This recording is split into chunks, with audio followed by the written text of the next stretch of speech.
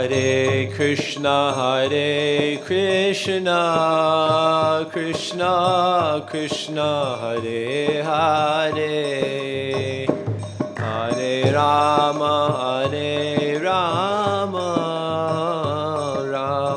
Rama, Hare Hare.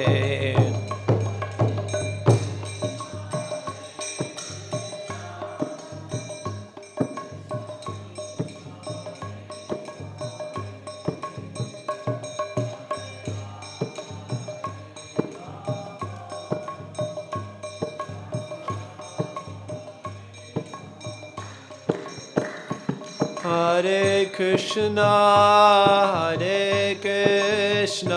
Krishna Krishna, Hare Hare, Hare Rama,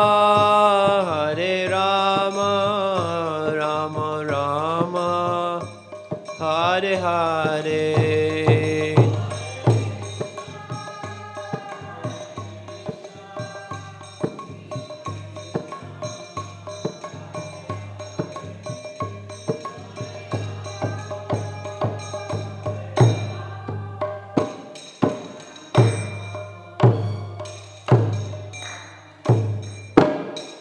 Jayam Vishnuvad Paramahamsa Safer Acharya Sudhar Shrimad His Divine Grace A.C. Bhaktivedanta Swami Srila Prabhupada Ki Samaveta Bhaktivinoda Ki Gaur Premanande. Om Namo Bhagavate Vasudevaya. You're on. Open the bucket. Om Namo Bhagavate Vasudevaya.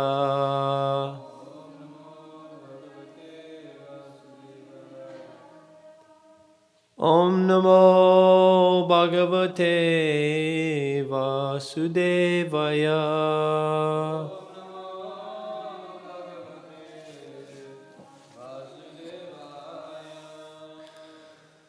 Narayanam Namaskritya Naram Chaiva Narottamam Devim Saraswatim Vyasam Tato Jayamudhirayat Nastaprayesha Badreshu Nityam Bhagavata Sevaya Bhagavati Uttama Shloke Bhaktir Bhavati Naishtaki. Today we're in verse 17 of chapter 27 entitled Understanding Material Nature from the third canto of Shrimad Bhāgavatam. And it looks like someone already put it up on the screen, so that's nice. But if someone wants to grab the remote and move it down once we go through the verse, that's gonna be nice. Devahutir Uvacha Purusham Prakatir Brahman Navimunchati Karhichit Anyonya Pashrayat Vachcha Nityatva Danayo Prabhu Devahutir Uvacha Purusham Prakatir Brahman Navimunchati Karhichid Anyonya Pashrayat Vachcha Nityatvadanyo Prabhu Devahutir Purusham Prakatir Brahman Navimunchati Karhichit Anyonya Pashrayat Tvachcha Nityatwadanayo Prabhu.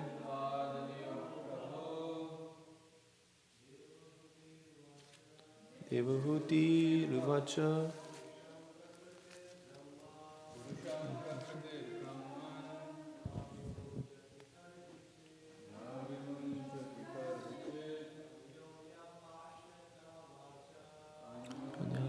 Anyonyapashayatvatscha.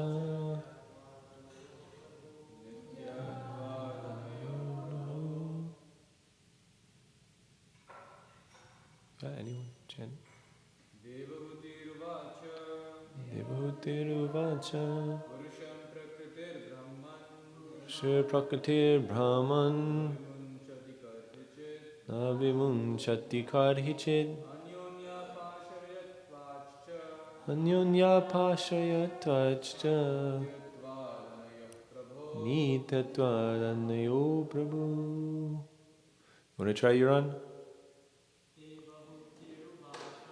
Devahutiruvacha Purusham Prakritir Brahman Avimunchanti Karhichit Anyonyapashayatvatscha Nityatvaranayo Prabhu.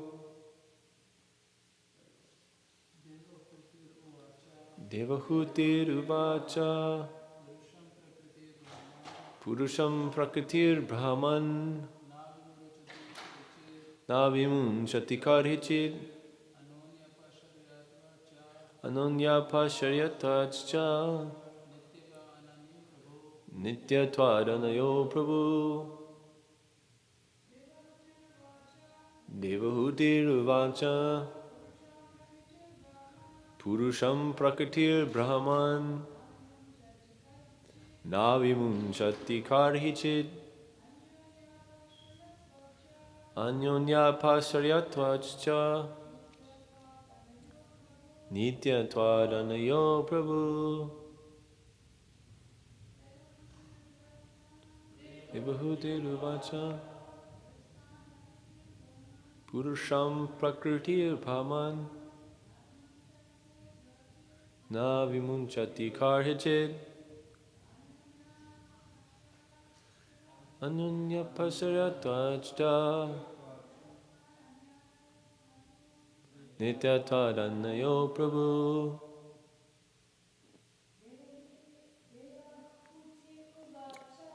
Devahutiruvacha Purusham Prakritir Brahman Navimunchati Karhichit Anyonyapashayatvatscha Nityatvaranayo Prabhu. Devahutiruvacha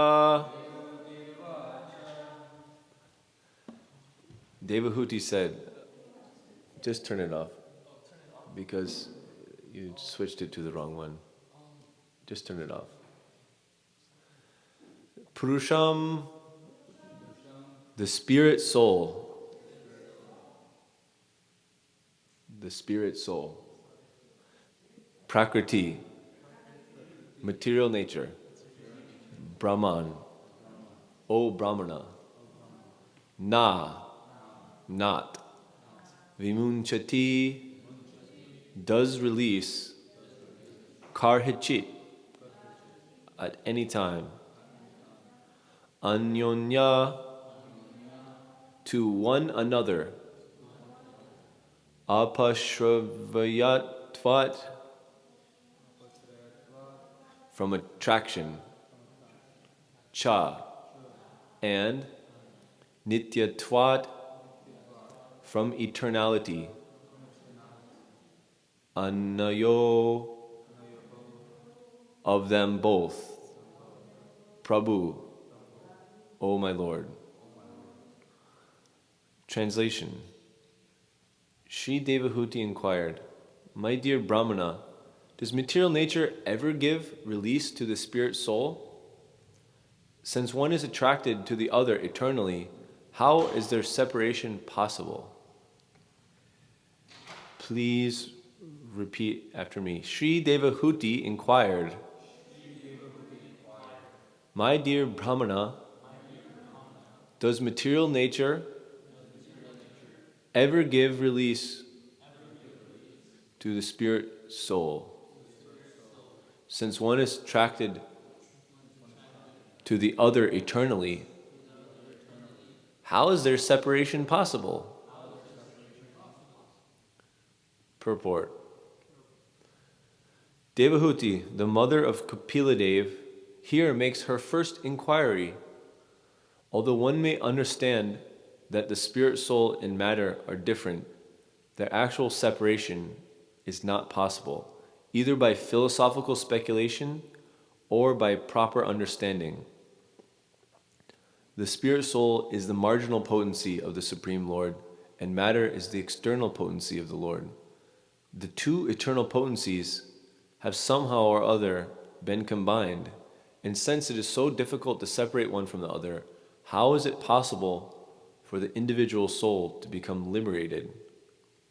By practical experience, one can see that when the soul is separate from the body has no real existence. And when the body is separate from the soul, one cannot perceive the existence of the soul. As long as the soul and the body are combined, we can understand there is life. But when they are separate, there is no manifested existence of the body or the soul. This question asked by Devahuti to Kapiladev is more or less impelled by the philosophy of voidism. The voidists say that consciousness is a product of a combination of matter, and as soon as the consciousness is gone, the material combination dissolves, and therefore there is ultimately nothing but voidness. This absence of consciousness is called nirvana in Mayavad philosophy. Om Jnanatimirandasya Gananjana Shalakaya Chakshurun Militam Yena Tasmai Shri Gurave Namaha Shri Chaitanya Manobishtam Stapitam Yena Bhutale Swayam Rupa Kadamayam Dadati Swapadantikam Vandeham Shri Guru Shri Yuta Padakamalam Shri Gurun Vaishnavamscha Shri Rupam Sagrajatam Sahagana Raghunatham Tam Tam Sajivam Sadvaitam Savadutam Parijana Sahitam Krishna Chaitanya Devam Shri Radha Krishna Padan Sahagana Lalita Shri Vishakan Vitamscha He Krishna Karuna Sindhu Dina Bandhu Jagatpate Gopisha Gopika Kanta Radha Kanta Namostute Tapta Kanchana Gourangi Radhe Vrindavaneshwari Vishabhano Sute Devi Pranamami Hari Priye Panchakalpatrubhischa Kripa Sindhu Bhevacha Patitanam Pavanebhyo Vaishnavebhyo Namo Namaha Shri Krishna Chaitanya Prabhu Nityananda Shri Advaita Gadadhar Shivasari Gaur Bhaktivinoda Hare Krishna Krishna Krishna Hare Hare Hare Rama Rama Rama Hare Hare Mukam Karoti Vachalam Pangam Mungayate Giram Yakripatam Aham Vande Shri Guru Dinataranam Paramananda Madhavam Shri Chaitanya Ishwaram Hari Om Tat Sat. Hare Krishna, everybody. Thank you for giving me the opportunity to speak Shrimad Bhāgavatam. Srila Bhakti Siddhanta Saraswati Thakur says that when we do kirtan, so there's different kinds of kirtans like Nam Kirtan, like Bhagavat Kirtan, that it's the number one, it's considered the kirtan is the Yuga Dharma, and the reason is that because when you do kirtan, you're forced to remember all those things that you previously heard about who you're doing kirtan about. And so by doing that, it automatically helps us go into smaranam, and actually kirtan can, just by doing the process of kirtan, we end up engaging in all 9 forms of devotional service. And if y'all weren't here, then I wouldn't have any motivation to do kirtan, and I would become more fallen. But because of you're all merciful and came to Bhagavatam class today, then that's very helpful for me in my spiritual life. So thank you very much. Hopefully we can all gain something by talking about what the Bhagavatam and what Prabhupada is talking about here. So Devahuti has just been explained a whole lot of stuff by Kapila Dev. In the previous chapter 26, it went through the whole material world, and now it's at the end of chapter 26, he kind of brought it to a spiritual level by introducing the Supreme Lord as the Virat Purush, so that you could meditate on the whole like matter, but you could connect it and remember the Lord. And now in chapter 27, we're going into kind of a deeper understanding of the relationship of the spirit soul and matter. So we heard about the matter, we heard kind of a little bit about the Lord, and now we're hearing about the spirit, soul, and matter. And Sambandha Jnana, which is like the knowledge that we had to attain to be able to know where we're at, is just the relationship between these three things: the Lord's like energy, the material nature, and the jiva. If we know the relationships between all those three things, the relationship of the jiva and the Lord, which is the Lord is the master, the jiva, the soul, we're the servants, and we should engage in loving service. If we know the relationship between the Lord and the material nature, the Lord is the controller and the originator of the material nature. And we know the relationship between the jiva and material nature, which is what is going into here, where the jiva is less powerful than material nature. However, it's more important. The jiva is stuck in material nature due to his impure desire. And now Devahuti is asking, because they're so attracted to each other, how is it possible to get them separated? Can material nature ever give release to the spirit soul? The spirit soul is although spiritual and spiritual potency, the eternal spiritual potency is stronger than the material potency. Because it's just a small fragment, it can get covered over.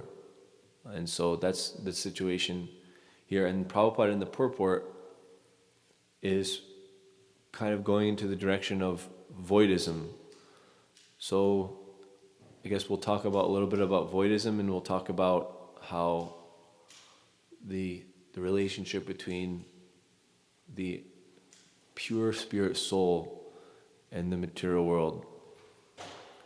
So the material nature, Durga Devi, Durga is like known as like it's like a prison house. So this whole world is like a prison house that we can actually be released when the like similarly to a prison house, when the warden is pleased with the prisoner, he can let them out early. Many times people get out early due to good behavior. And so similarly, the whole material nature is just like a prison house for the spirit soul, just waiting for them to actually have good behavior. The reason why we're here is because we have impure desire. We came to this material world, and we stay here in this material world because we have this impure desire that we think we want to enjoy it. Like because of ultimately, if we heard in the last chapter, it was talking about everything broken down.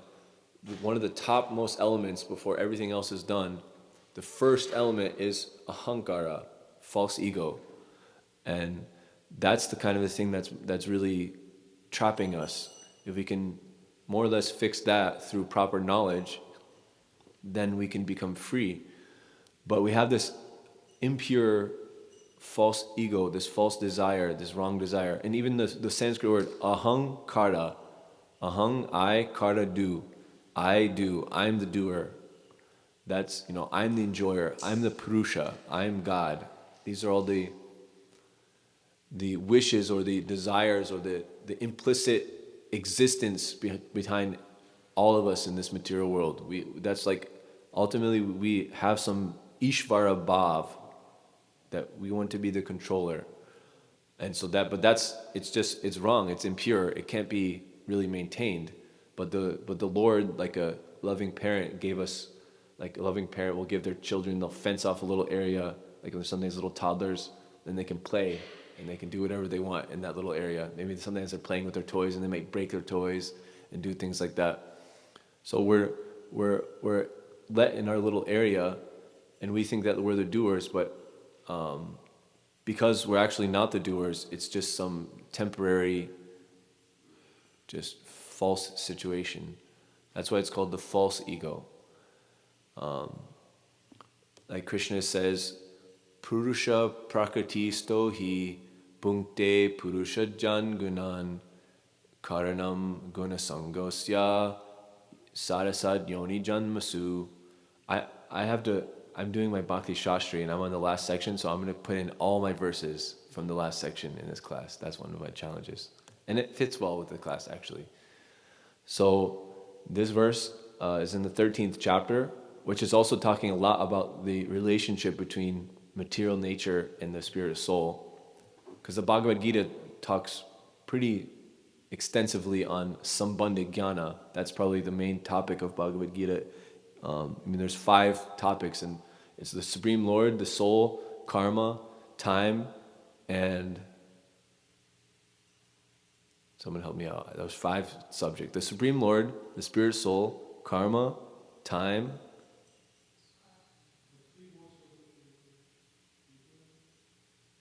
Yeah, and material nature. That's right. So out of those, they're pretty much all related to Sambandha Gyan. When you talk about what you do after you have Sambandha Gyan, that would be called Abhideya Gyan, means doing bhakti. And Krishna talks about doing bhakti a little bit in Bhagavad Gita. And then Priyojana is what is perfected bhakti. What does eternal life look like?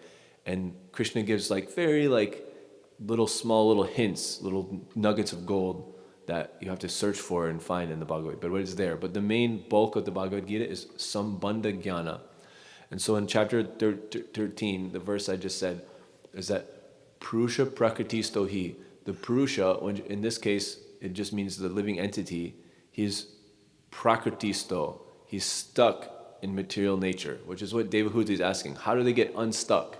And so Krishna is kind of just describing the situation. He's stuck. Bhunkte Prakriti Jan Gunan. He's trying to enjoy Prakriti. And he's trying to enjoy the 3 modes of material nature. Karanam guna sangosya, because he's just associated with him. Because he's been associated with him for so long, he thinks that that's just how it is. It's said that we've been associated with material nature since time immemorial. An adi, it's very, no one can calculate how long, unlimited time that we've been in this foreign atmosphere where we're somehow enjoyers and controllers, even though that's not our nature. And therefore, Sarasad Yoni Janmasu, he meets with various good and evil amongst the various species. But it's actually, he just meets with various evil and evil, because even good in this material world is also evil because it ends in evil. Anything materially good that we get or that we do is temporary and will ultimately make us feel bad. And the more good that we feel when we get it, the worse we're going to feel when we lose it. So, therefore, prakriti kriyamanani gunani karmani sarvasya hankar vimudatma kartaham itimanyate. Because he has a false ego and he thinks he's the doer and he thinks he's trying to enjoy all the things, he's actually just foolish. Because material nature is just doing everything, actually. And all we really have as spirit souls is we have our desire, which is what we want to do in the future, or what we want to go from here, what we're doing right now, and we have our attitude of how we react to what happened to us previously. That's all we really have control over as spirit souls. If we actually think we're doing things in this material world, then we're eventually going to get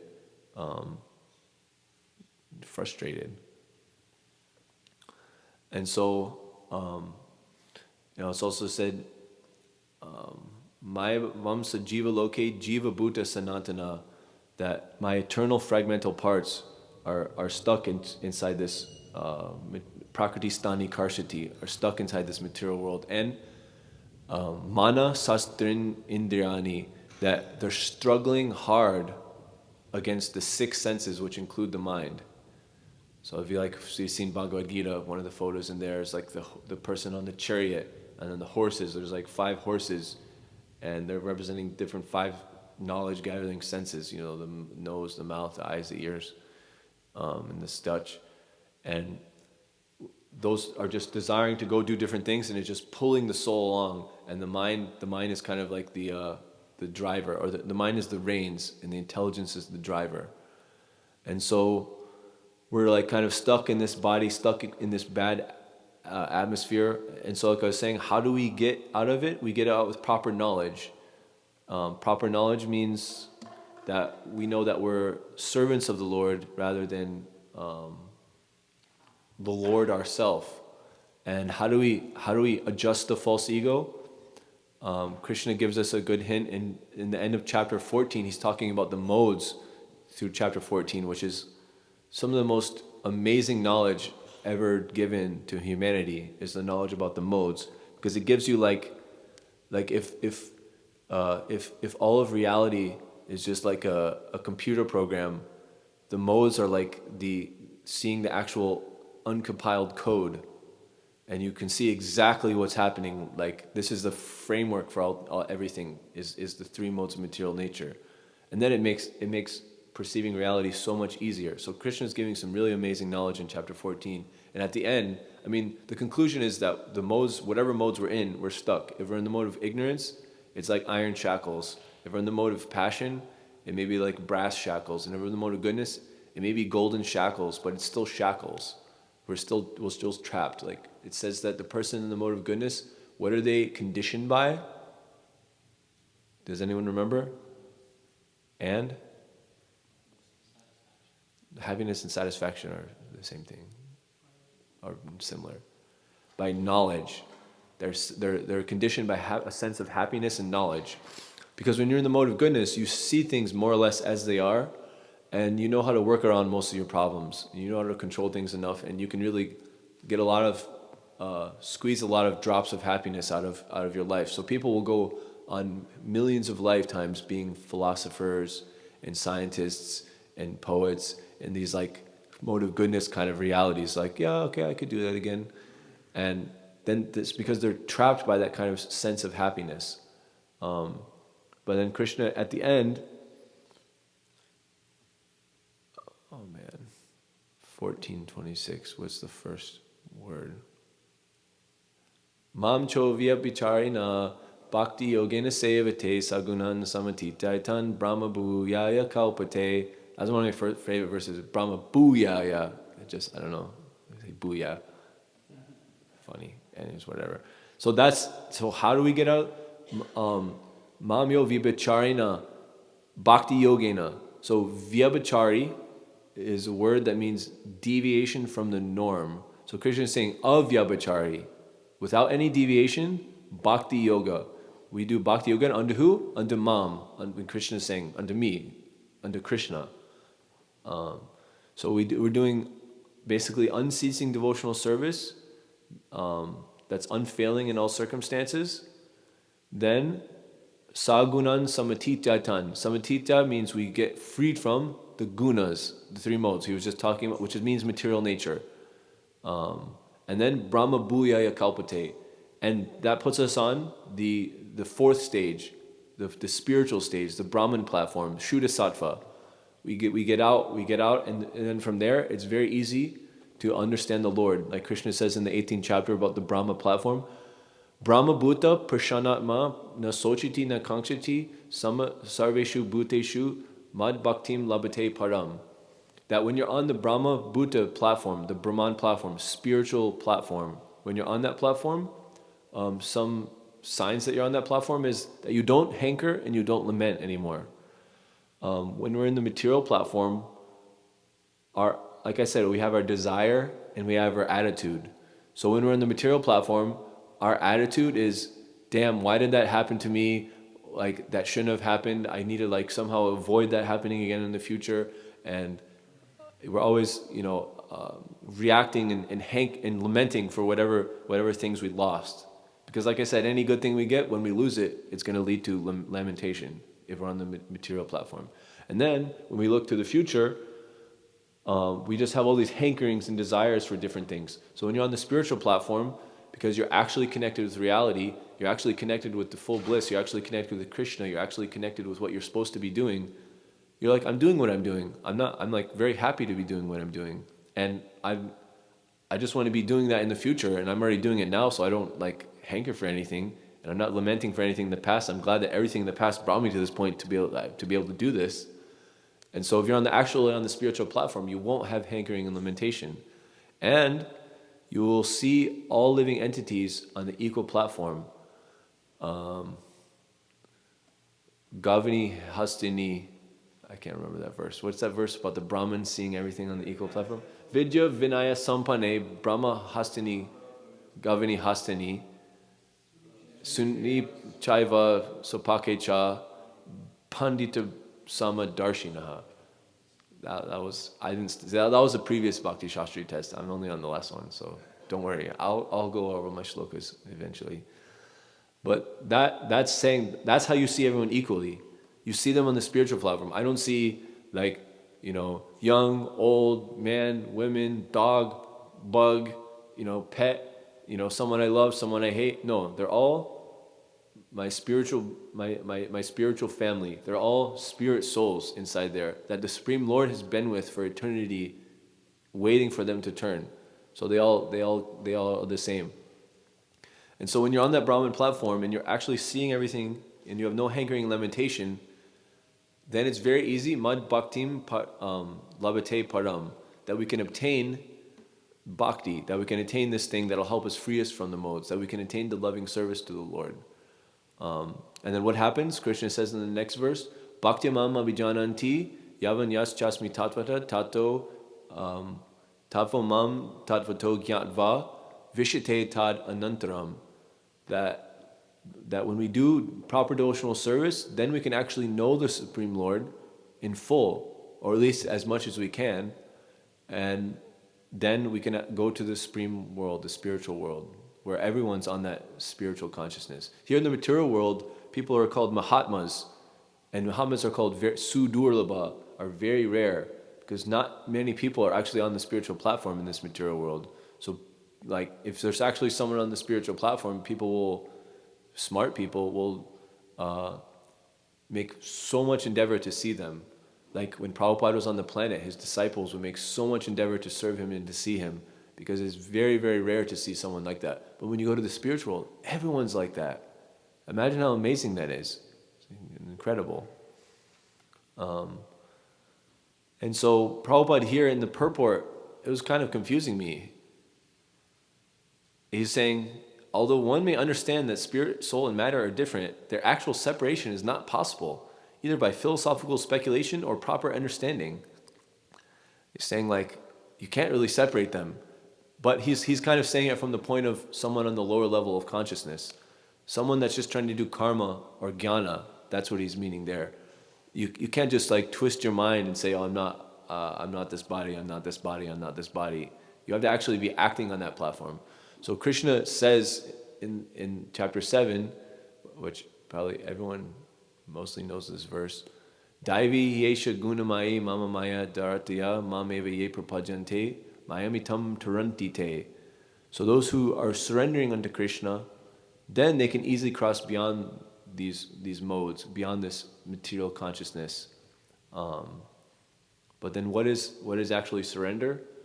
The acharyas give us like the 6 symptoms of surrender, and that's a shloka that would be really rough to try to pull it out right now. But I know the English rough translation, that we want to do everything favorable. So if there's ever a favorable opportunity in serving the Lord, then we want to accept that. And then there's anything that we realize that is actually unfavorable, we want to reject that or take that out. And we should understand, another part of surrender is understanding that the Lord, He's the one that's actually maintaining us. He's maintaining everything, and He's specifically maintaining us and having trust in that, and that He'll protect us. That, it's said that if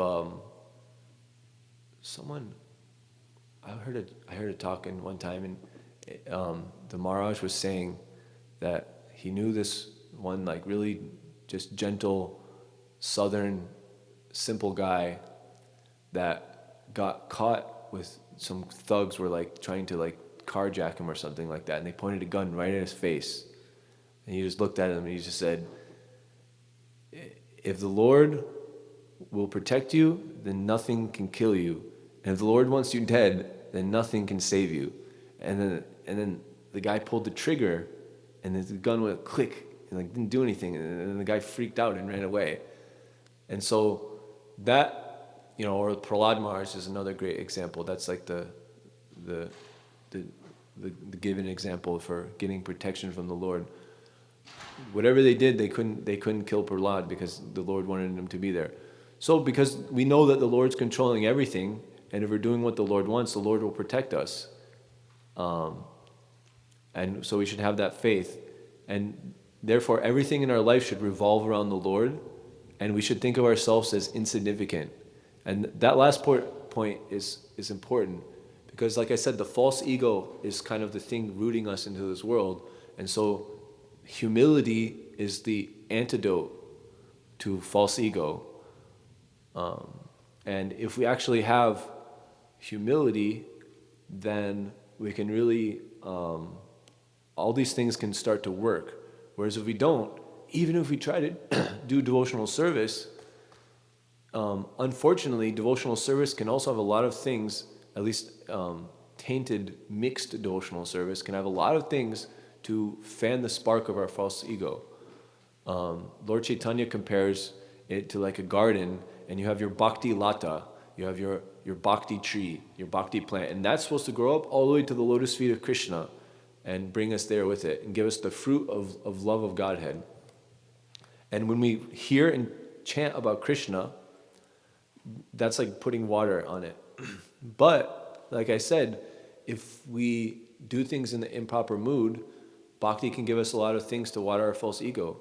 Like, okay, I'm giving this class now, and like everyone's listening to me, and it's like being broadcast, and I could, there's many devotees that are like internet famous, and there's, maybe people are going to come afterwards and like want to touch my feet or give me money or do things like that, praise you, and these are all different like waves that we have to avoid. Vishwanath Chakravarti Thakur says it's like we don't want to enjoy in the smaller things that bhakti gives us.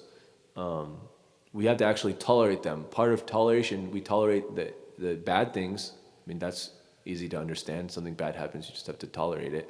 But you also have to, in bhakti, you also have to tolerate the good things. You can't get too, if we get attached to people giving us respect, then that's just going to inflate our false ego. That's like, instead of watering the bhakti lata, then okay, I'm going to go speak, but only if there's like this many people, or if I'm getting paid this much or doing something like that. And if we do that, then it's like we're watering the weeds. And if the weeds grow, then what are we getting? We're going to get the fruits from the weeds. So who's ever eaten the fruits from the weeds? I mean, I don't know. I don't even know what a fruit from the... But we want the fruit from the bhakti lata. We want prema. We want the love that we naturally have. We want that to get completely put into the fire of pure devotional service and become completely pure and red hot and melt our heart. That's what we want. And so we have to properly weed. Lord Chaitanya says we have to properly weed our garden. Like even like you were telling me, Ryan, like if we're on book distribution and you have the wrong false ego, even though you're like, you have Prabhupada's books, you're like trying to tell people about Krishna, you're trying to do literally like the most like, highest welfare work for people, but you thinking, oh, I'm the doer, I'm doing this, and like out of my kindness, I have come here to give you the knowledge that you don't have.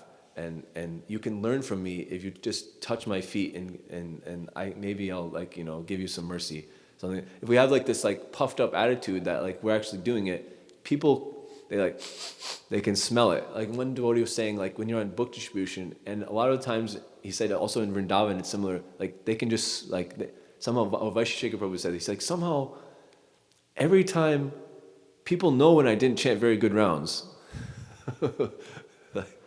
Like when you're on book and you didn't chant good rounds, like somehow everyone knows it.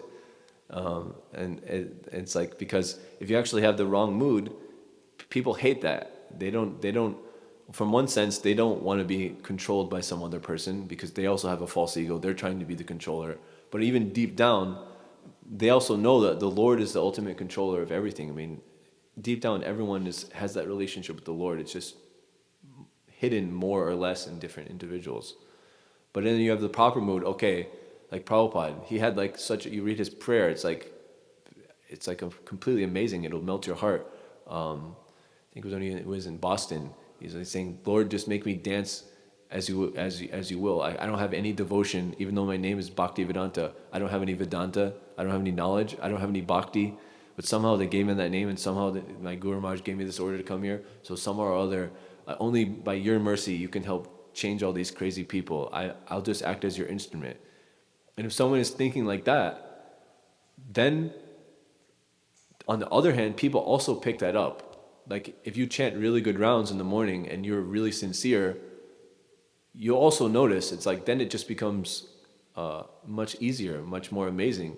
Then people just whatever happens, things almost just feel like they're happening automatically because the Lord's actually doing it. And then we have that proper ego. Then we're actually, whatever we're doing in that consciousness, it's like we're watering the bhakti lata, and we should expect to make advancement through the different stages, with then getting fixed, getting taste, getting actual bhava, actually understanding who we are in the spiritual world.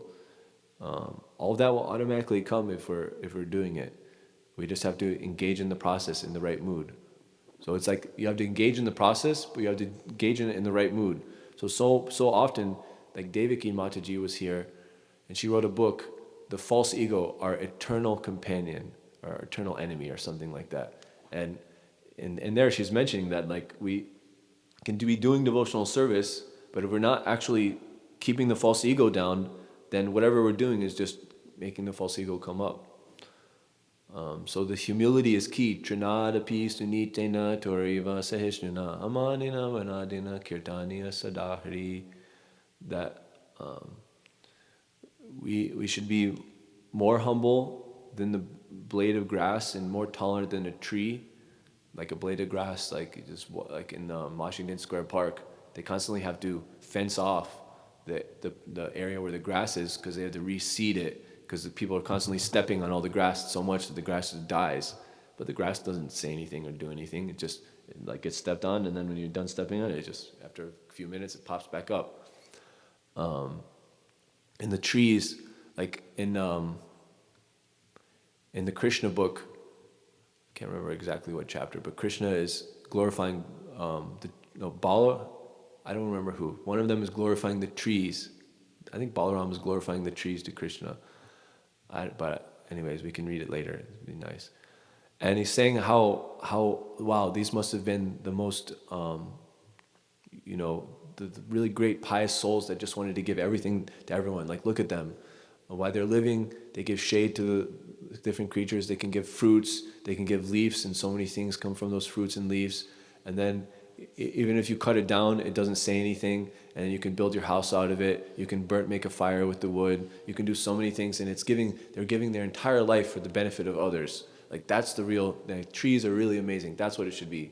And so if we're in that consciousness, that humility, that I just want to be here to do benefit for everyone else, service to others, rather than like the false ego. False ego is I am the doer, I am the enjoyer, I'm the one that everyone should be serving.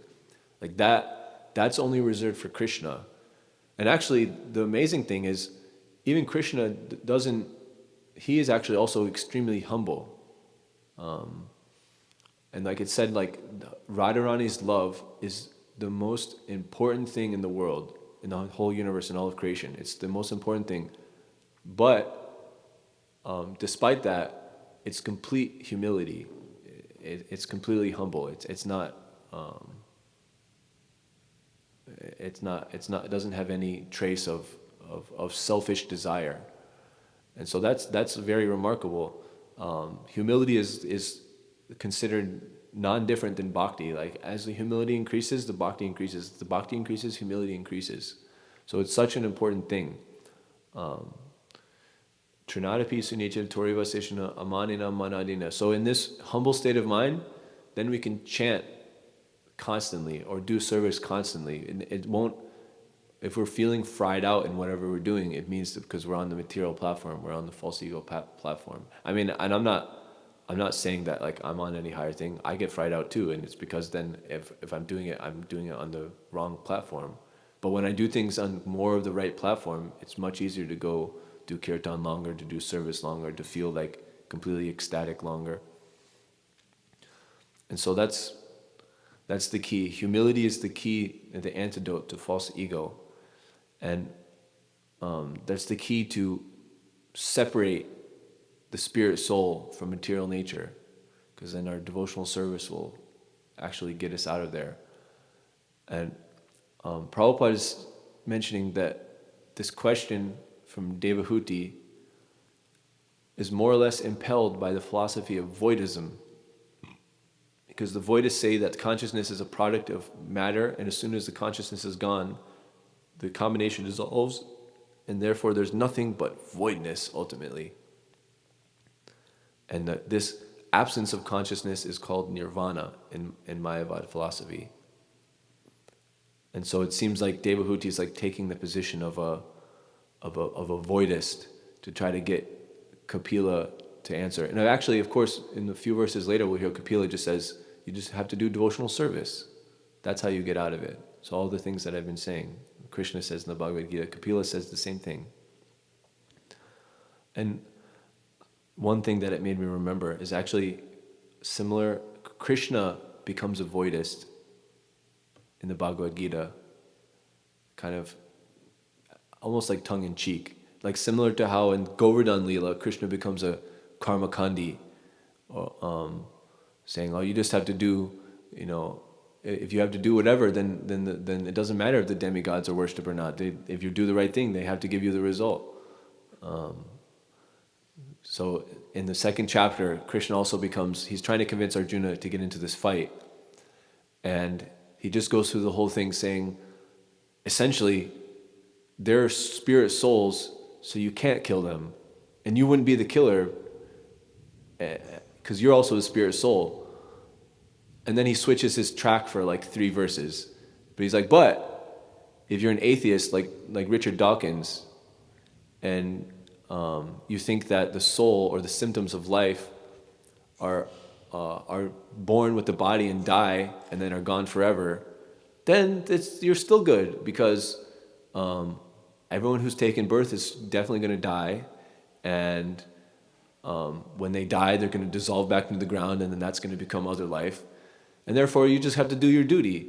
And because previously they never existed, and now they're just in this small, tiny state of existence, and then after they die, they're not going to exist anymore. So why is there any lamentation? Just like, so that's Krishna switched to being a voidist. But then he switches back after that. He's just, it's actually a good verse if someone says, oh, I don't want the Bhagavad Gita, I'm an atheist. No, Krishna's an atheist too. Here, look.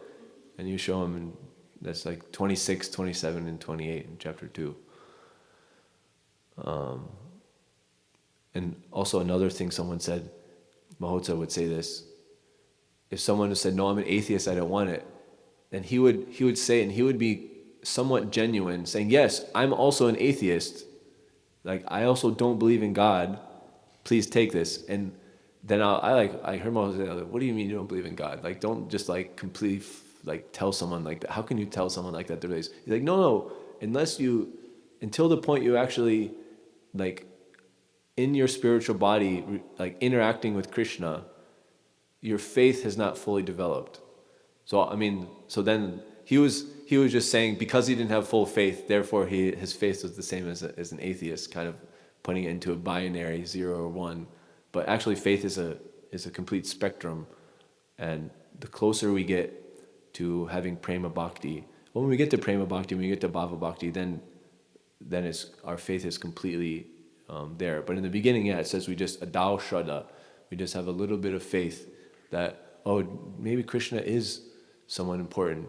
Maybe I am a spirit soul. Maybe if I do a little bit of devotional service, maybe that's the best thing that I should do. in the beginning, that's all we're thinking.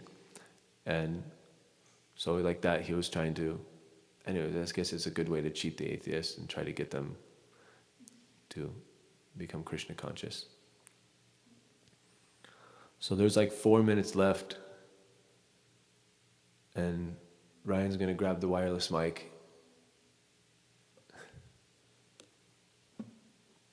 And if anyone has anything to say, they can have a discussion, or you can have a question or a comment or a reflection.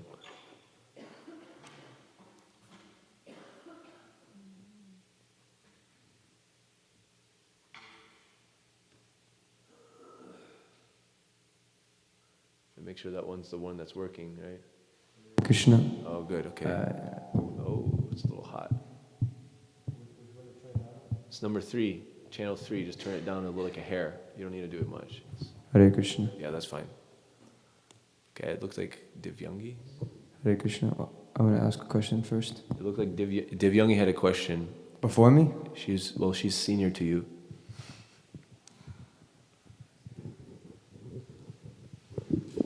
That's how Vaishnava etiquette works. I have a reflection and question. So the reflection about this humility and something what Vaisheshika Prabhu just recently said in the class.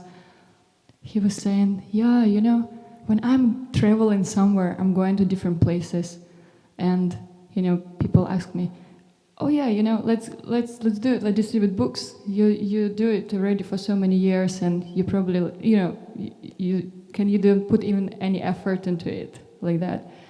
And Maharaj was saying how he said this is what can be expected, because you've been doing it for so many years. Then you don't even think what are you doing. But he said really amazing, humble thing. He said every single time you go, you pray that it's actually not you at all. And if you become an instrument, that's what you were saying, this becomes very potent and powerful. People can feel it. And imagine so many years he distributes books and he thinks like this. And us, we distribute like for 6 years and we're like, yeah, it's me, it's so cool. Yeah. Like if we just think that, oh, I'm the doer and I'm doing this, then we'll get into that, oh, I've been distributing books 10 years, I'm like a veteran, I can just do it at any time. But actually, being in the right consciousness is something that is only existing in the present. It has nothing to do with the past. Yeah. So we have to be surrendered right now in the moment and doing what's, having the false ego in the proper place right now. Even if maybe we were surrendered whatever time ago and we were able to be the instrument of the Lord, we have to have that same attitude now. Not that because we were surrendered before, it means we're going to be surrendered now. Yeah, and my question is, speaking about humility, I perceive sometimes when, we talk to someone, we try to glorify or encourage people, they tend to say something like, oh, Hare Krishna, or oh, all glories to Srila Prabhupada, all glories to my spiritual master. And I did before also, because I was learning from other people, like all our book distributors. But then, when I was put in this position, like I try to glorify someone and then I receive this answer, I feel like it's a little bit like, it's just not the proper reciprocation. It's all true, yeah, and I guess my question is how, like this external humility, how can we properly do it without, not necessarily offending someone, but even if I glorify someone, if this person doesn't reciprocate, it feels, what's the word? It just doesn't feel received. It just doesn't feel that I'm heard, or it doesn't feel person values this. Well, a few things come to my mind. That when Prabhupada was glorified, he would deflect it to his spiritual master. But it wasn't, maybe one thing you're feeling is perhaps that it's not so genuine on their part. But what I would have to say to that is, it's important that, similar to how we have to follow Vaishnava etiquette, like Lord Chaitanya says, the symptoms of a devotee is that he follows the proper etiquette. we have to like fake it till we make it with humility. We have to like at least artificially try to impose it. We have to, if we don't feel like dancing, just start dancing. And when someone's fake, like not dancing like they want to dance, they're just like barely doing it. Like you can tell it's like annoying. It's not nice. Even when I'm doing it, it's like, okay, I'm just like, at least I'm trying to dance. And so at least they're trying to understand that, even though they may not fully understand it. When they're fully situated in the truth, when they're actually like a sadhu means situated in the truth. When they're in that, then you'll feel it being received in the proper way, because also glorifying the qualities of devotees is a very important thing. The more we notice good qualities in others, the more that will bring out in us and bring out in anyone else when we glorify it. So it's very useful. It's like similarly opposite, the more we notice bad qualities in others, then that can also be brought out by consciousness of it. So if someone's trying to glorify, you're trying to glorify someone and they're like, oh, Hare Krishna.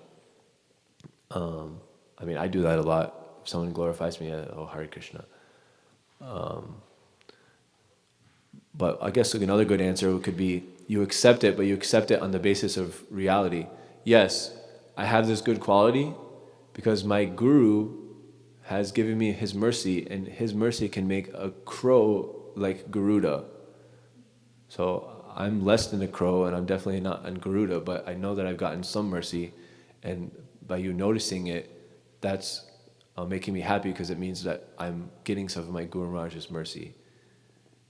Then you can accept it on that level. But if you accept it on like, oh, thanks for giving the good class, or leading that amazing kirtan, or distributing all those books, or doing all that service. I mean, that's also like, we don't want to get caught on this level of the false ego of the, yeah, I did it. I mean, it was me. No, it actually was Krishna. Krishna's, or Radharani. Radharani is working through the, when someone said that, like, what is the reason why they wear saffron? They wear saffron because Mahaprabhu and Radharani's lotus hands are saffron colored on their, they're reddish. And so when they're reaching through to the material world to pull up the conditioned souls, we're representations of that. We're like the hands of Lord Chaitanya. And so if we don't remember that, and we think that like the finger thinks that it's the whole body and tries to eat the food, it like won't get anything. And so that's what I would have to say. It's healthy. Okay, we're going over time in an unprecedented manner. I will answer Ryan's question. This is a comment on what Okay. Mother Devyangi was just saying, because actually I can't remember the full explanation, but I was just listening to something from Vaisheshika Prabhu, who was saying something like along those lines. The difference between appreciation and flattery. What's the difference between appreciation and flattery? And I think he said something like, when you appreciate someone, when you get appreciated, it actually humbles you. And when you appreciate someone, it humbles you.